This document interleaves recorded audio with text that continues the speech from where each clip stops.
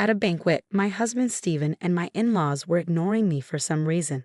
The rest of the relatives reacted the same way. Feeling suspicious, I pretended to go to the restroom and secretly observed everyone from behind a cover. Then, I overheard a horrifying conversation. A barren daughter-in-law is an ominous presence itself.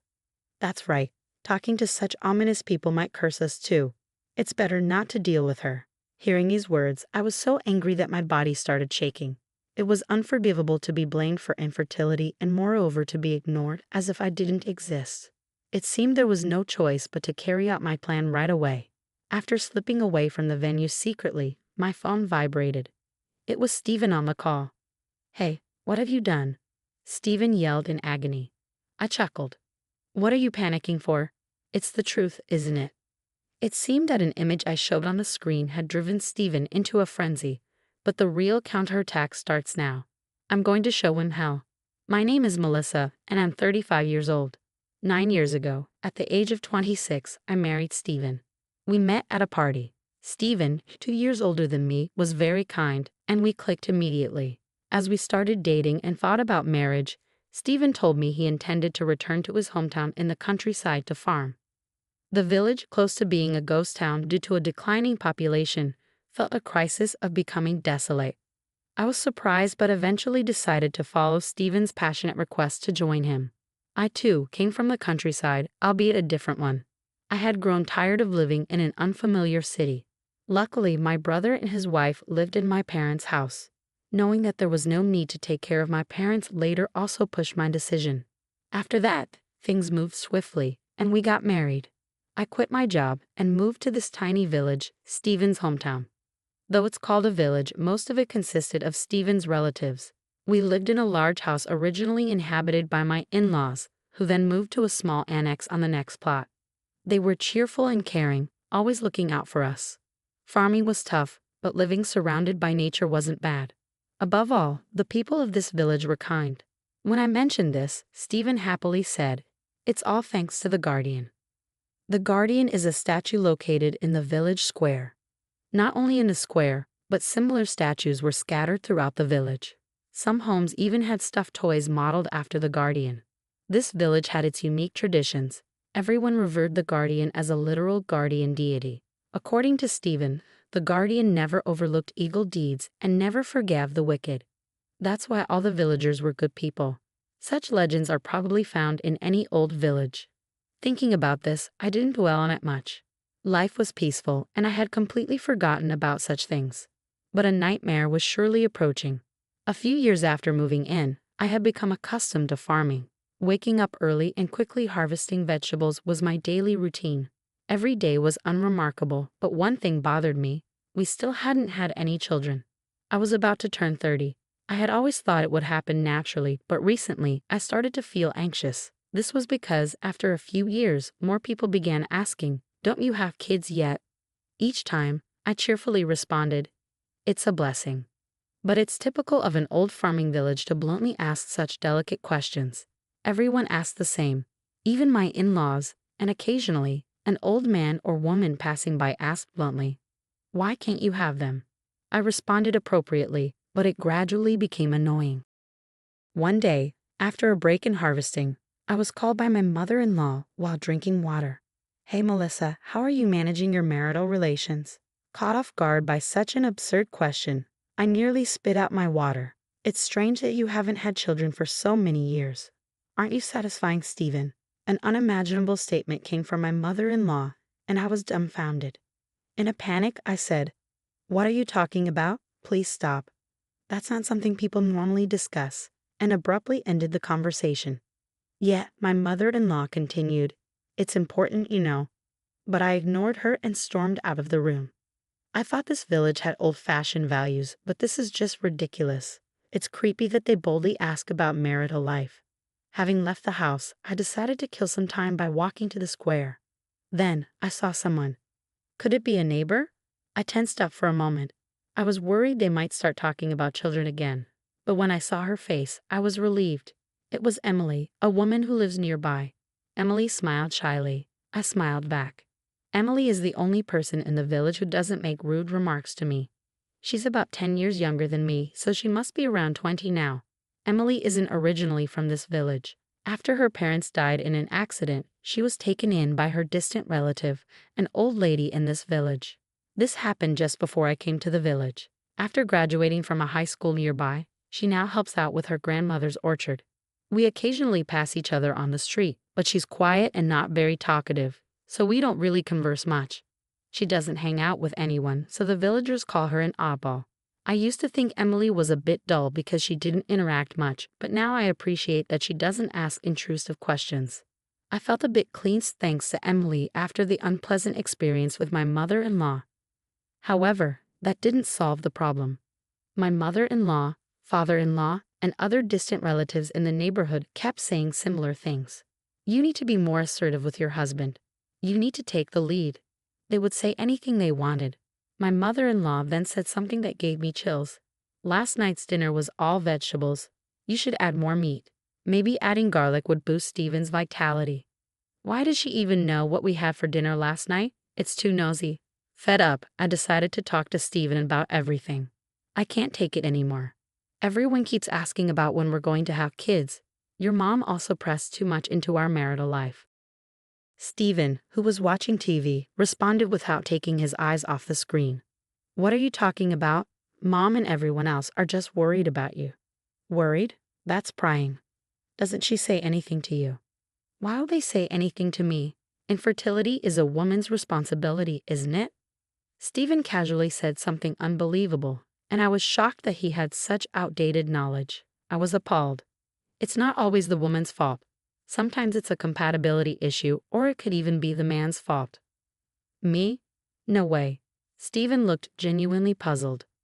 I understood the elderly in the village having old values, but I was surprised that even Steven, who was relatively young, thought this way.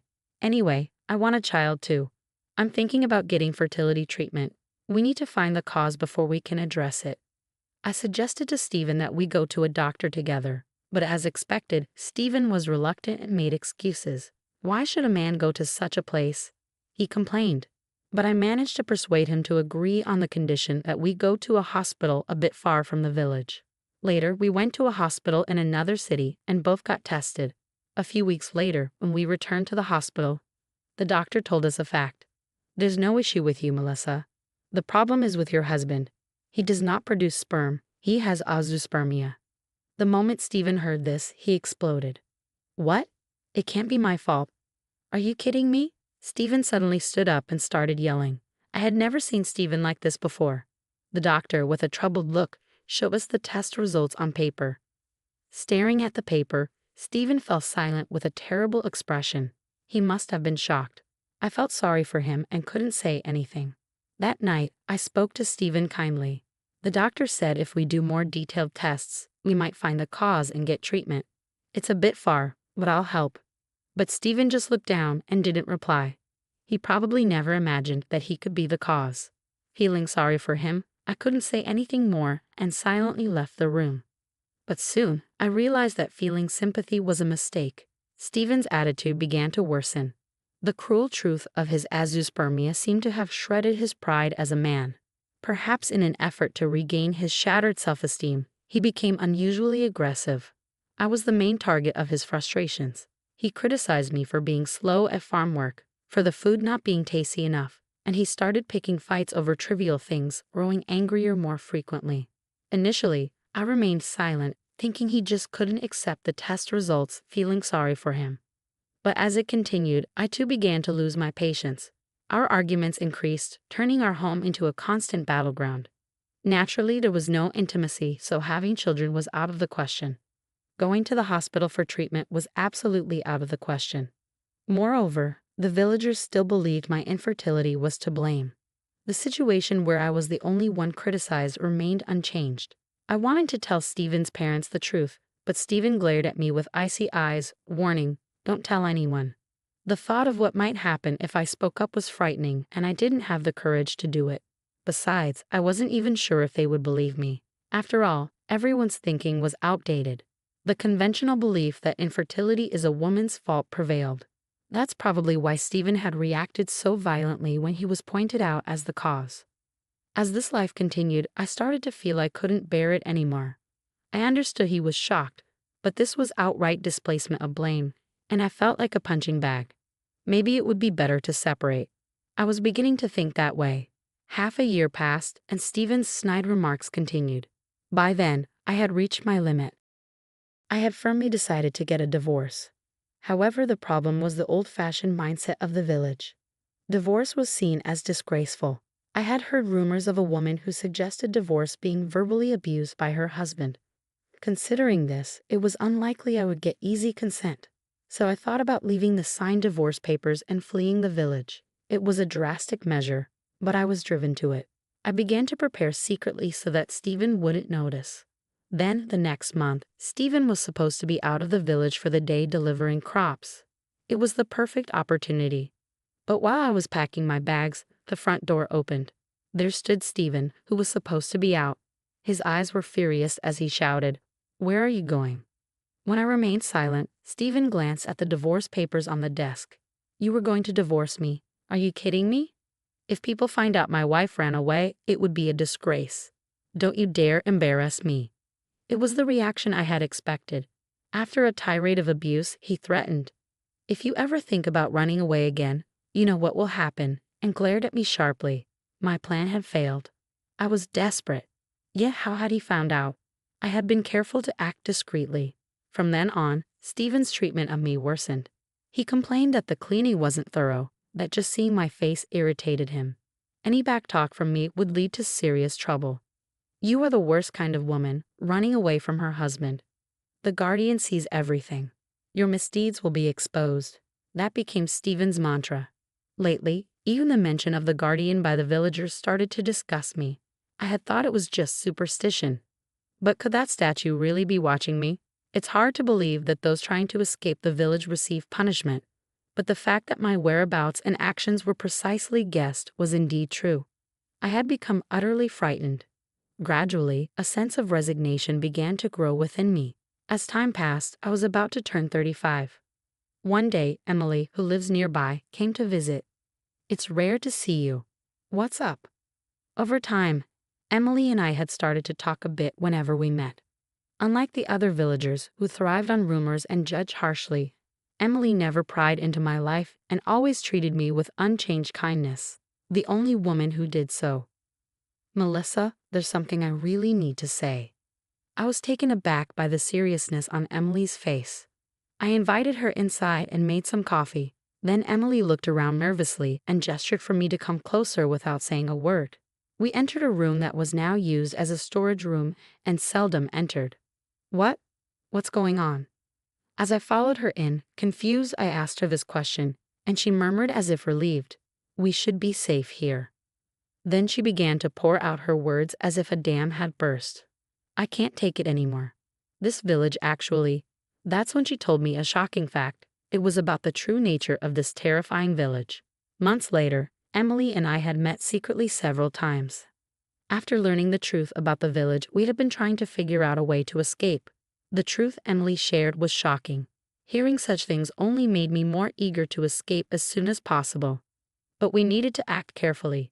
If our plan was discovered, it would be over. It took time, but finally, the day to act was set. This Sunday, a banquet related to the guardian held once every few years would gather all the village relatives. We couldn't miss this once-in-a-lifetime opportunity. Emily and I had discussed and done what needed to be done. Everything was prepared. All that was left was to put our plan into action.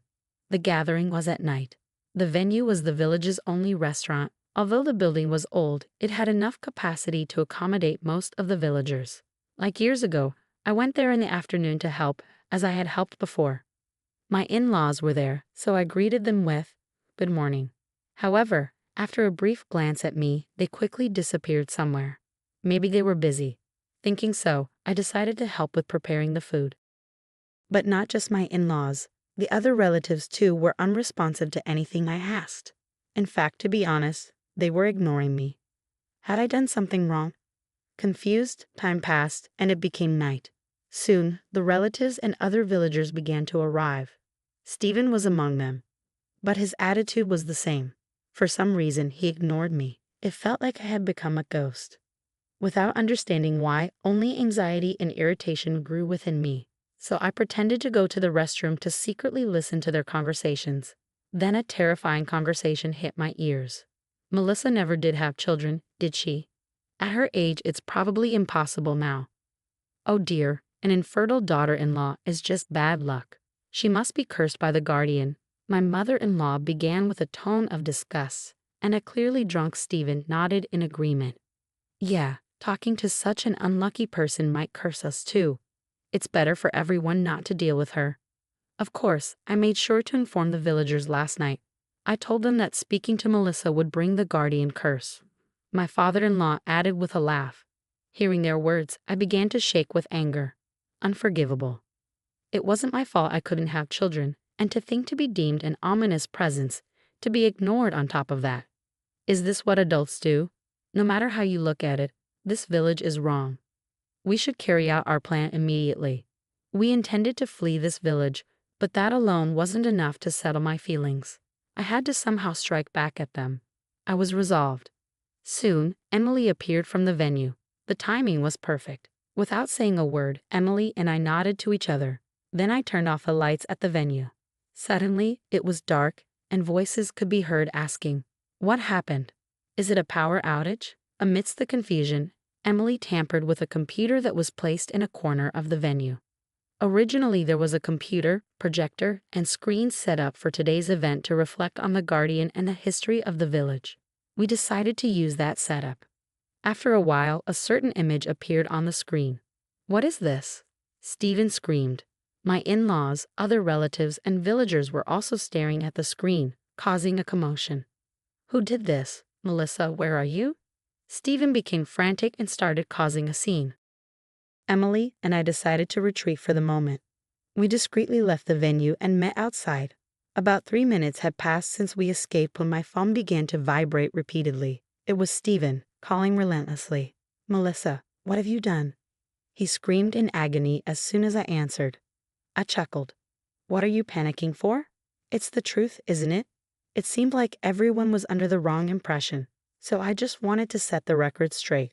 The image projected was the result of a medical examination from years ago. It was a diagnosis that confirmed Stephen's azoospermia. The large text displayed on the big screen was enough to astonish everyone present at the venue. Stephen, having his closely guarded secret exposed, was in a state of panic. He seemed extremely confused and kept shouting incoherently. He was making so much noise that I quickly hung up the phone. My phone kept vibrating afterward, but of course I ignored it. Emily looked at me with concern. "Is everything okay?" "Just as I expected, but we need to push a little more." The harm I had suffered wasn't something I could just let go of. Emily and I returned to the banquet hall together. Peeking into the venue, it had turned into a scene of utter chaos. "Is this really true? You were infertile, Stephen." "It can't be." Everyone was confronting Stephen. His face turned pale as he kept saying, "This is a lie. It's a conspiracy by Melissa," sweating profusely as he made excuses. The villagers had believed that our inability to have children was my fault, the woman's fault. But the truth was different. At the time of the examination, there was nothing about me that could cause infertility. It was Stephen's azoospermia that had prevented us from having children. Yet, without being able to tell the truth, I was blamed. I was reproached as if not having children was a sin, and my existence was ignored.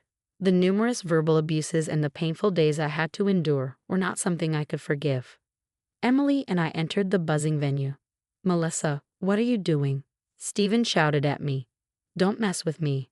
Doing something like this, you'll be cursed by the guardian. You'll face terrible consequences." At his words, I snapped. "What guardian? You were just spying with security cameras." How creepy. As I said this, the room fell silent. Hitting the nail on the head, Stephen, my in-laws, and the villagers turned pale. Yes, the guardian was not a protective deity. In fact, surveillance cameras were installed inside the guardian. Cameras were hidden not only inside the stone statues around the village, but also inside the stuffed toys of the guardian that were displayed in our living rooms.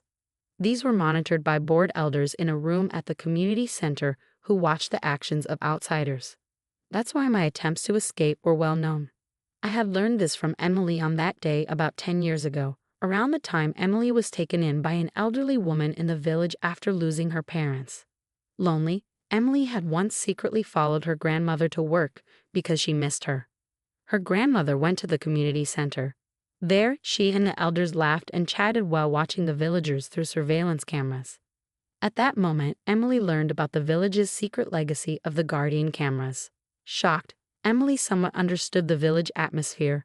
The rumors spread so quickly. This was it. It was bad enough to be the subject of idle gossip, but being watched while walking down the street or even inside the house was too much. Emily despised the village's tendency to invade others' privacy. Emily tried to stay out of the gossip, so the villagers started calling her odd for not joining their circle. She was fed up with the village, but she had no relatives and nowhere else to go. She had no choice but to endure life there. But one day, as her 25th birthday approached, her grandmother began pressuring her to go on arranged dates. "You need to have children soon, or you'll end up infertile like Melissa," she was told, and persistently pushed to marry an elderly widower living on the edge of the village. Naturally, Emily refused such an unreasonable demand. However, her grandmother began to threaten her, saying that such defiance would bring the curse of the Guardian upon her. When Emily could no longer bear it, she thought of me, hoping I could help. Knowing the tragic experiences I had faced due to gossip, she approached me to escape the village together. The reason Emily had moved from the living room to another room that day without speaking was because she had spotted a Guardian plushie there. I hadn't paid any attention. I thought it was just another plushie common around the village, but there was a camera hidden inside it. It was likely installed by Stephen to monitor my activities. That explained why my every move seemed to be known when I tried to escape, and even when my mother-in-law accurately guessed what we had for dinner, because they were watching through the camera. It was obvious to them. I felt a chill at the sheer horror of it. My instincts told me it was dangerous to stay in this village. Kicking up Emily's suggestion, we decided we must escape the village as soon as possible. We planned together, but was escaping enough? I felt I couldn't rest without avenging the years of mistreatment. I thought about it. First, I had to clear my own name. And then, "Emily, did you talk, traitor?" her foster grandmother yelled furiously. But Emily glared back at her. "I appreciate that you took me in when I had no one, but I can't stand living like this, sneaking around, peeking into other people's lives, living off gossip and backstabbing. I absolutely hate it." "How could you say that?" The grandmother and the other villagers began to make a commotion. To silence them, I decided to deliver the final blow. I manipulated the computer and displayed new images on the screen. The images that appeared one after another shocked everyone. Stephen was flirting with a young woman in the village. My mother-in-law secretly added the juice of a dirty rat to the coffee she served at village meetings. My father-in-law put his hands around the shoulders and waist of a married woman. Emily's grandmother was stealing vegetables from someone's garden. Almost all the villagers were caught in embarrassing acts they wouldn't want to be known. Everyone at the venue was speechless. Stephen exclaimed, "When did you take these pictures? How is it possible to capture such compromising photos of everyone?" Emily explained, "It was impossible that all the villagers were good people. Knowing where the cameras were, they would have acted in the blind spots if they had anything to hide. We focused on the blind spots, places that were out of sight of the Guardian statues and plushies, and identified the most convenient spots for misdeeds to occur, where we planted our own small cameras purchased online. Then the village scandals just kept coming out. The villagers were naturally committing minor wrongs in places they thought were not covered by cameras. They had claimed all along that all the villagers were good people. It was truly laughable. We captured crucial moments from the camera footage and saved them, and now we expose those images in broad daylight. An eye for an eye. Since my privacy was violated, I did the same to them. This should teach them how deplorable it is to indulge in spreading rumors about others." The villagers fell silent in shame. "What do you mean all villagers are good people? Just a bunch of scum. You enjoy spying on outsiders and having a laugh. Give me a break. I don't want to stay in this outdated, privacy-less village for one more second." I shouted loudly and thrust the divorce papers in front of Stephen. Caught off guard, Stephen stood frozen, mouth agape. My in-laws and villagers were also stunned. They probably never thought I would fight back. Indeed, there was a time when I almost gave up, but now with Emily as my ally, Finding a way out, I could no longer just sit back and take it. I looked down quietly at them, stunned. "Goodbye, pitiful everyone," echoed Emily, her gaze full of contempt for the villagers. We left the banquet hall without looking back. Once outside, we picked up 2 suitcases that we had hidden in the barn. These contained all the essentials we needed for our new lives. The divorce papers were already left at the house, and now with these suitcases, all we had to do was walk out of the village. However, as we were leaving, I suddenly stopped in my tracks. "What's wrong?" Emily asked, puzzled. "I just have to do this," I said, grabbing a hoe that was leaning against a farmhouse. I headed to the square and swung the hoe with all my might. A tremendous noise erupted as the statue of the Guardian was spectacularly destroyed. Of course, the surveillance camera inside it shattered into pieces as well. "That was quite spectacular, Melissa. There's no point in leaving that thing intact." That felt refreshing. We laughed together. Then we destroyed every single small Guardian statue throughout the village. Naturally, we had already thrown away any related plushies inside the house. It's incredible to think how frightening this setup was. The Guardian statues were originally created long ago to scare misbehaving children. "The Guardian will scold you if you do something bad" was an effective piece of education back then. But as times changed, this method of teaching young children evolved into a tool for punishing anyone the villagers disliked. It mainly targeted people like me who came from outside the village and those like Emily who did not try to blend in. Initially, it was just a way for people to gather and nitpick on those who did not conform to village norms. It probably started as just a bit of idle gossip to pass the time. However, over time, this gossip evolved into a network of surveillance cameras, ensuring constant monitoring in this closed-off village. The absurd superstition of the Guardian became a normalized justification for spying on others. Not only is it problematic to expose people's privacy, but the persistence in outdated thinking is equally troubling. The negative energy filling this warped village eventually seemed to corrode the hearts of its residents more than any curse or retribution. I have come to find human actions far more frightening. I refuse to stay in such a place any longer. We left the backward, rotten village behind without a backward glance. Later, I heard through the grapevine that infighting had begun among the villagers after I exposed their wrongdoings. Following ugly disputes, the villagers split up, and communication completely broke down, impacting even their farming activities. Lack of coordination led to frequent mistakes, and blame shifting began. Naturally, the quality of vegetables deteriorated, and the agricultural cooperative started to complain. The village could no longer sell its produce. As a result, almost everyone fell into poverty. As for Stephen, he managed to get divorced. Worried that he wouldn't file the divorce papers I had left at home, I consulted a lawyer after leaving the village. The lawyer intervened, and it turned out Stephen did fill out and submit the divorce papers. He apparently remarried quickly because he wanted to be with the woman he had an affair with, who lived on the outskirts of the village. But with the village facing a food shortage, Stephen's household was also struggling to make ends meet. The woman he remarried eventually left him. My in-laws were also out of money and spent their days in constant quarrels. No matter how miserable they became, I could not muster any sympathy for them. I never want to have anything to do with them again, nor do I wish to remember them. As for Emily and me, we are now living peacefully in a new place. However, the journey here was not easy. Emily had no relatives, and at my parents' home, my brother and his wife were living, so I couldn't impose on them. After leaving the village, we had no one to rely on.